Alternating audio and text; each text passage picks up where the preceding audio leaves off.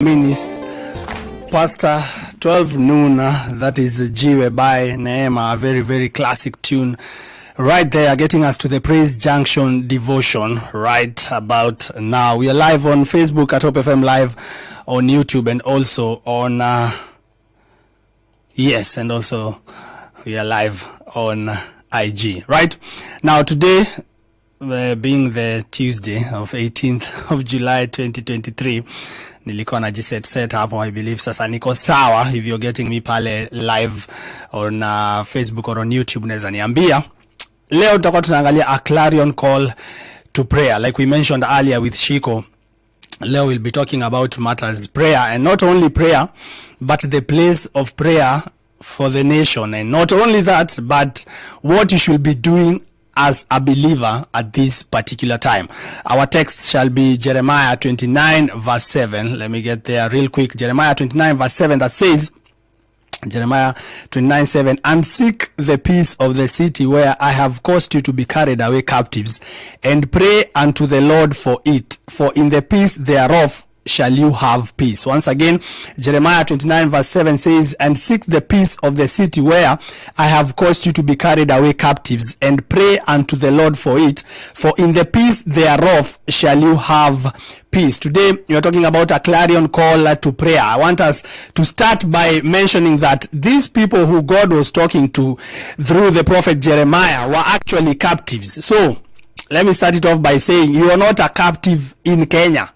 You're actually a resident or a citizen of Kenya. Acts chapter 17 verse 26. It is God that actually chose the boundaries of where we shall be. It is actually God that chose the times and places for us to dwell in. So you can imagine God telling a captive people who are captives in a foreign nation to pray for the peace of that land. How much more should you and I, who are not captives in Kenya but citizens in Kenya, pray for the peace of this land of Kenya? You should ask yourself that. We started at that.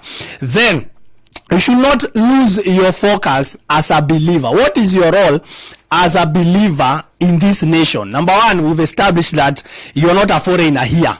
And for the special cases, we have many that are foreigners. This is where they've found refuge. We can actually apply Jeremiah 29 verse 7 to them. But let me get to the point of do not lose your focus. You are only here for a short while. We are in the world, but actually we are not of it. Do not be drawn into the politics of the day. That is the point I want to get to. It is the politicians' work to politic. What is your role as a believer? Right? I know we have listeners and believers from all sides of the political divide, but I want you for this moment to actually place yourself in that place of a believer. Actually take your stand as a believer. Scripture tells us in the book of Hebrews chapter 12 verse 28 that we, having a kingdom that cannot be moved, we actually belong to a kingdom that will be there, has been there, will always be there, even after the ends of time. And you belong to that kingdom, right? Like I said, you are in the world but you are not of it. Take your stand as a believer, your place as a spiritual watchman, your place, like the book of Ezekiel said, that the Lord was looking for someone who can stand in the gap. Stand in the gap. I understand that emotions are high at such a particular time, and we have people, like I said, from both sides of the political divide. But I want to remind you that Kandona, your stand as a supporter of politician A or politician B, much more than that, you belong to the kingdom that cannot be moved. Much more than that, you belong to the heavenly kingdom. Much more than that, you are in this world but you are not of it. And let me repeat once again, it is the politicians' work to politic. What is your role as a believer? If you understand your role as a believer, then even as politics are getting hot and all of that is happening, you will stand your ground. You will stand your ground as a spiritual watchman, crying out to God to deliver the nation. You will take your stand actually as one that stands in the gap for the nation, to ask God to come in, to intervene in the affairs of the land. Why? Like I said, Hebrews chapter 12 verse 28, we belong to a kingdom that cannot be moved, a kingdom without end. Take your stand, take your ground. It is the politicians' work to politique. It is your work also to pray for the nation, to cry out to God for the nation. Why are you now meddling into the politicians' work to politique? We are having believers that are actually politicking even more than the politicians themselves. Take your place. Yeye anafanya job yake. It is his work to politique. His or her work to politique. It is your work now to stand your ground, to cry out to the nation. Every time that God is wants to intervene in the affairs of this earth, he will look for the believer. He'll actually come to the church.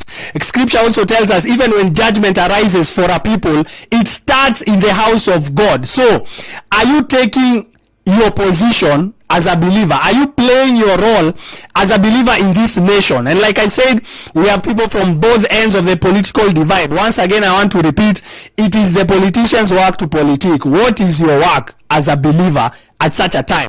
Jeremiah 29 verse 7, once again as I end. And seek the peace of the city where I have caused you to be carried away captives, and pray unto the Lord for it. For in the peace thereof shall you have peace. And let me repeat once again, these people who Jeremiah was speaking to were captives in Babylon. You can imagine God telling you can imagine a slave being told, ombea hawa watu walikutake as a captive.